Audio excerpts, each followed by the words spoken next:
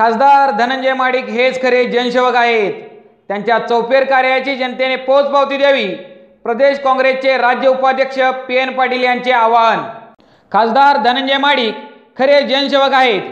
त्यांनी कोल्हापूर जिल्ह्याच्या विकासासाठी लोकसभेत आवाज उठवून प्रत्यक्ष काम केले आहे। त्यांनी केलेले काम जनतेसमोर आहे। विरोधकांनी कितीही टीका केली तरी सुज्ञ जनता निवडणुकीच्या तोंडावर खोटे आरोप करणाऱ्यांना चांगलेच ओळखते। गत निवडणुकीपेक्षा मताधिक्य देण्यासाठी पन्हाळा तालुका कुठेच मागे राहणार नाही। त्यामुळे खासदार धनंजय माडिक पुन्हा खासदार होणार यात तीळ मात्र शंका नाही, असा विश्वास महाराष्ट्र प्रदेश काँग्रेसचे उपाध्यक्ष PN पाटील यांनी व्यक्त केला। काँग्रेस, राष्ट्रवादी काँग्रेस व मित्र पक्ष यांच्या महाआघाडीचे उमेदवार खासदार धनंजय माडिक यांच्या प्रचारार्थ आयोजित दौऱ्यात ते बोलत होते। ग्रामीण जनतेच्या समस्यात भर पाडणाऱ्या योजना मोदी सरकारने आखल्या आहेत। गेल्या 5 वर्षातील वेगवेगळ्या योजनांमुळे फायदाऐवजी जनतेचा तोटाच झाला आहे।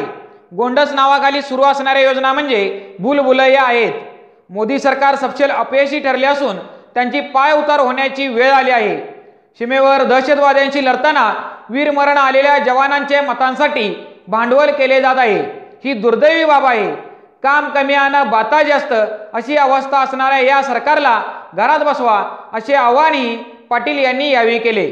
काँग्रेस, राष्ट्रवादी काँग्रेस व महाआघाडीचे सरकारच गोरगरीब जनतेला न्याय देऊ शकते। त्यांनी आखलेल्या कल्याणकारी योजना कृतीत उतरवण्यासाठी संधी द्या, असेही पाटील यावेळी म्हणाले।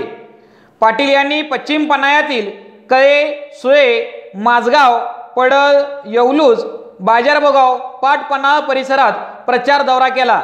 यावेळी गोकुळचे संचालक बाळासाहेब खाडे, विश्वास पाटील, जिल्हा परिषद सदस्य राहुल पाटील, सुभाष सातपुते, राजेंद्र खानविलकर, करवीर पंचायत समितीचे सभापती राजेंद्र सूर्यवंशी, जयसिंगराव हिरडेकर, ॲडव्होकेट शाहू काटकर, विश्वास आंग्रे, तुकाराम पाटील, रावसाहेब पाटील आदीसह कार्यकर्ते मोठ्या संख्येने उपस्थित होते।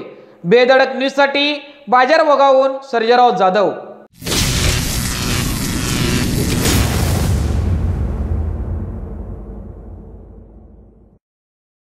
नवनवीन बातम्या पाहण्यासाठी आमचे चॅनेल सबस्क्राइब करा, घंटीला क्लिक करा व शेअर करायला विसरू नका।